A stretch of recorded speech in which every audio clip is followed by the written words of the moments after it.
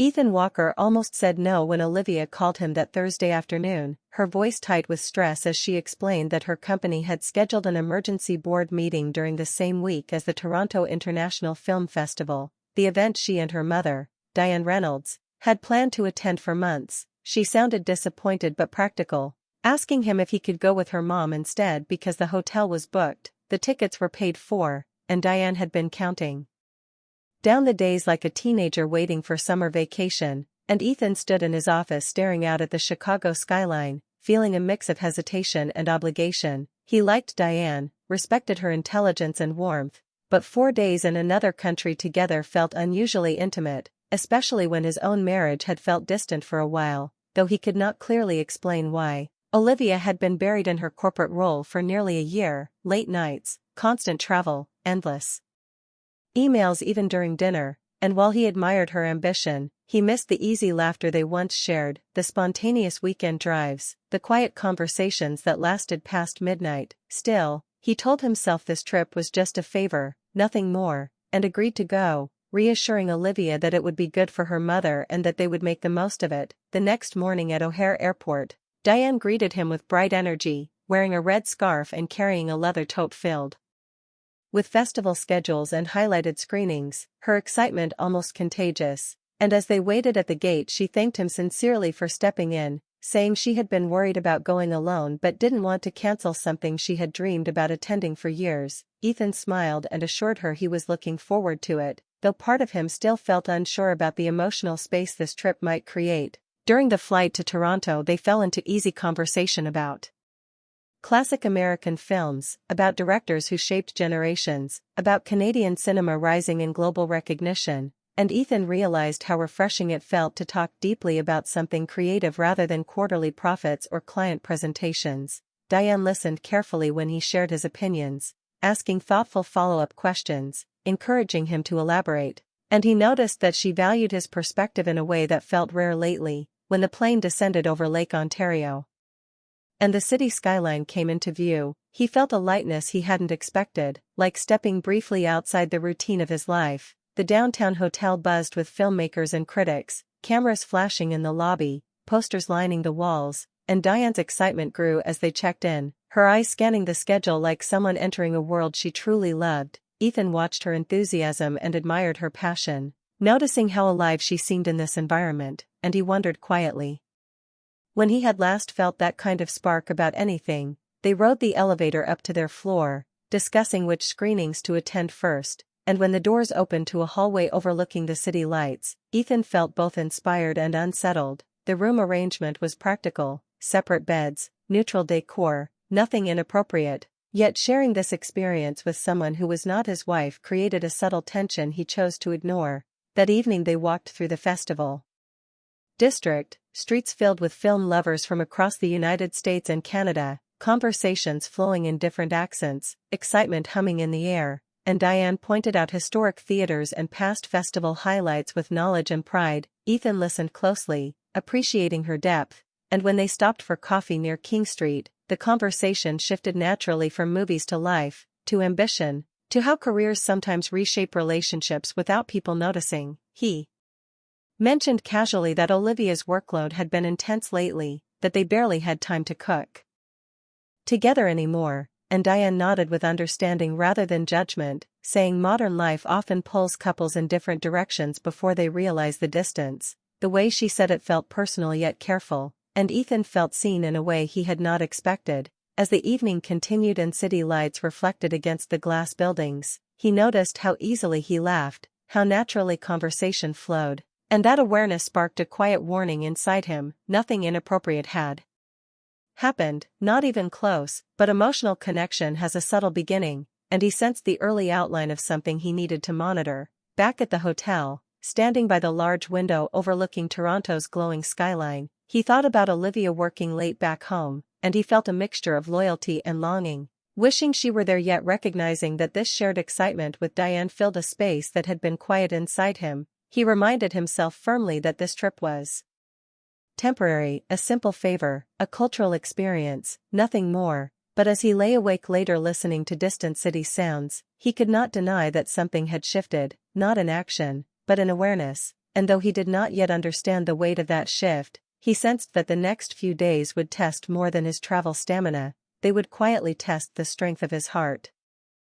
By the second day in Toronto, the energy of the festival had settled into a rhythm, and Ethan found himself waking early, almost eager, hearing Diane already moving around quietly as sunlight filtered through the tall windows and reflected off the glass towers outside. They met in the lobby with coffee in hand and stepped into streets alive with conversation, critics debating films on sidewalks, volunteers guiding long lines into historic theaters, and camera flashes catching actors mid-laugh.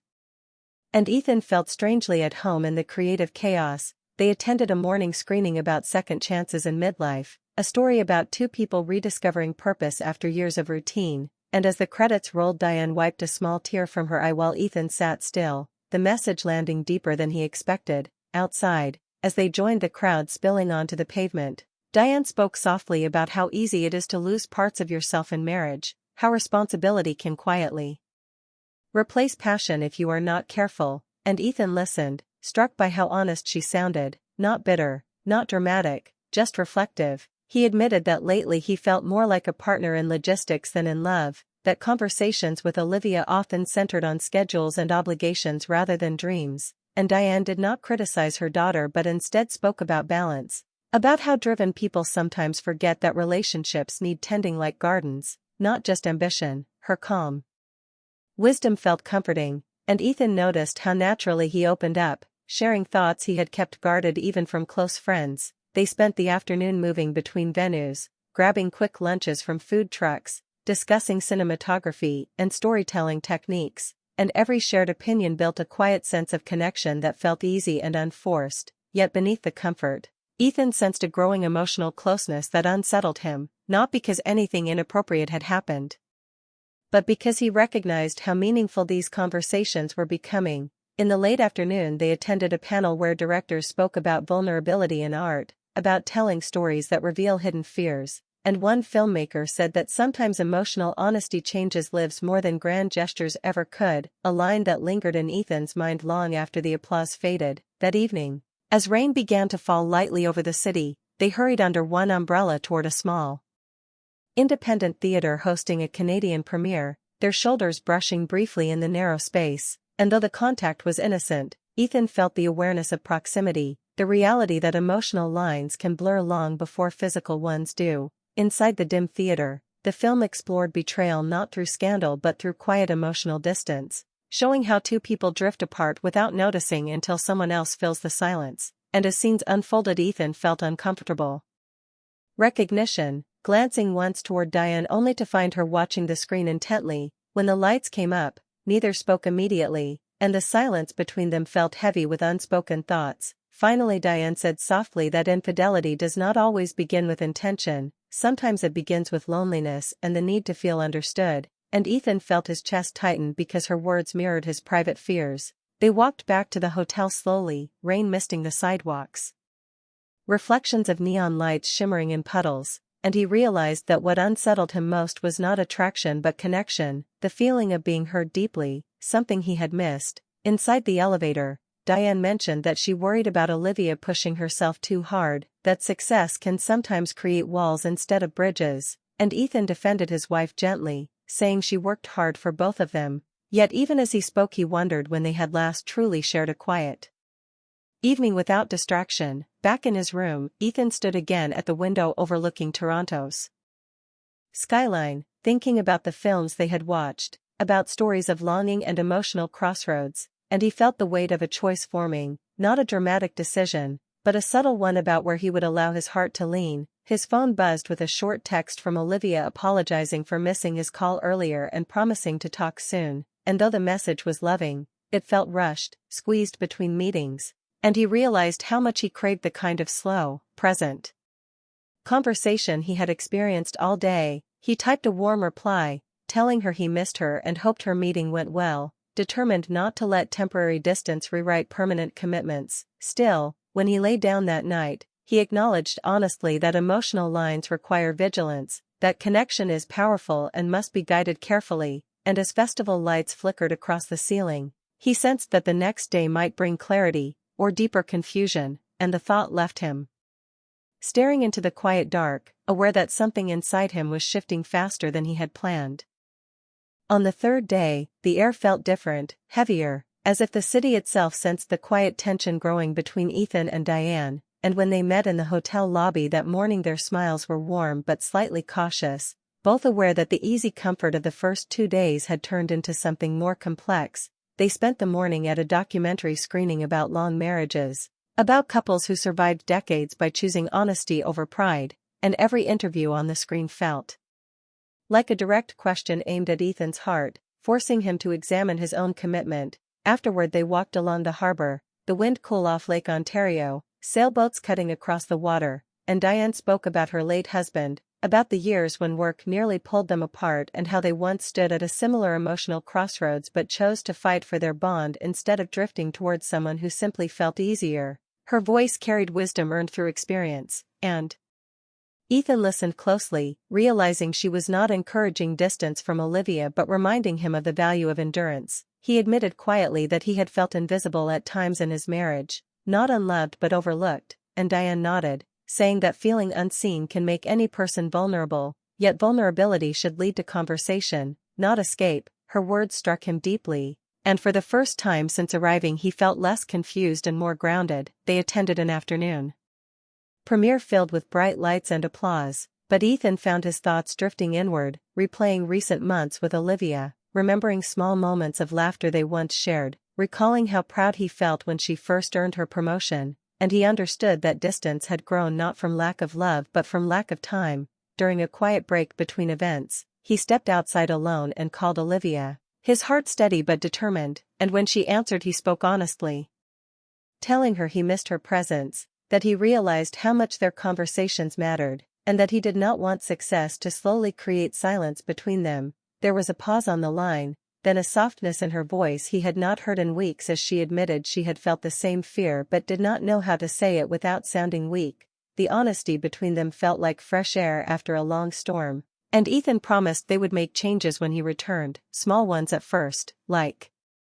protected dinners without phones, weekend mornings without meetings. When he rejoined Diane later that evening for the final gala screening, he felt lighter, clearer, and as they took their seats in the Grand Theatre surrounded by filmmakers and guests from across the United States and Canada, he realized the festival had given him more than entertainment. It had revealed a mirror. The film that closed the night told a story of temptation resisted, of a man who nearly stepped outside his marriage but chose to rebuild what he already had. And when the audience applauded, Ethan glanced at Diane, who met his eyes with a gentle understanding that needed no explanation. Later, walking back under the glow of streetlights, he thanked her sincerely for her openness and wisdom, acknowledging that their conversations had helped him see his own heart more clearly. Diane smiled, not triumphant but relieved, saying she cared deeply about both him and her daughter and believed strong relationships require courage more than comfort. In that moment Ethan understood that what could have become emotional infidelity had instead become clarity, because he had recognized the shift before crossing any line. Back at the hotel, as he packed for their flight home the next morning, he felt grateful for the experience, for the lessons hidden inside films and conversations, and he sensed that life rarely turns upside down through dramatic events but through quiet choices made at the right time. Before sleeping, he sent Olivia a longer message about looking forward to seeing her, about planning a weekend away together, and this time her reply came quickly, filled with warmth and anticipation. As city lights shimmered outside the window one last time, Ethan felt peace settle over him, knowing that while the trip had tested his emotions, it had ultimately strengthened his commitment, and he drifted to sleep aware that the final chapter of this unexpected journey would not be about betrayal, but about renewal. The morning they flew back to Chicago felt calm and clear, as if the storm that had quietly formed inside Ethan earlier in the week had finally passed, and while the airport buzzed with travelers returning to cities across the United States and Canada, he carried a new sense of focus that had nothing to do with film schedules or hotel checkouts. Diane walked beside him with her usual composed warmth, and though their conversations were lighter now, about favorite scenes, about directors they admired, there was also an unspoken understanding that the real story of the trip had unfolded beneath those discussions. On the plane, Ethan looked out at the clouds and reflected on how close emotional lines can come to shifting when someone feels unheard, How easy it is to mistake connection for destiny when it is simply a reminder of what has been missing at home, and instead of feeling guilt, he felt gratitude that he had recognized the moment before it turned into regret. When they landed and stepped into the familiar rhythm of O'Hare Airport, Diane paused before parting ways, placing a gentle hand on his arm and thanking him again for going with her, her eyes kind but clear, and she told him quietly that love is strongest when protected early, not repaired late. He nodded, understanding fully, and promised to carry that wisdom forward. The drive home felt different from when he had left days earlier, because now he was not escaping routine but returning to something worth rebuilding. When he opened the front door, Olivia was already there, having left work early, and the moment they saw each other the distance of recent months felt smaller. There was no dramatic scene, no accusations, just a long embrace filled with relief and quiet apology, and Ethan realized that sometimes the most powerful change begins with simple honesty. Over dinner that night, they talked without screens or interruptions, speaking openly about exhaustion, ambition, fear, and the slow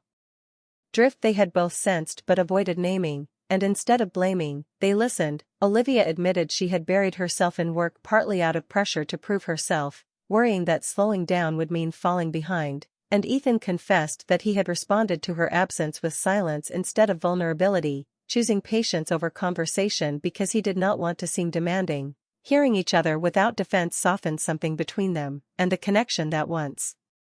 felt fragile began to steady. In the days that followed, they made small but meaningful changes: morning coffee together before emails, evening walks around their neighborhood, a weekend getaway planned without laptops, and each effort rebuilt trust not because there had been physical betrayal, but because emotional honesty had returned. Ethan also found himself appreciating Diane in a new way, not as a source of temptation but as a wise presence who had helped him confront his own restlessness.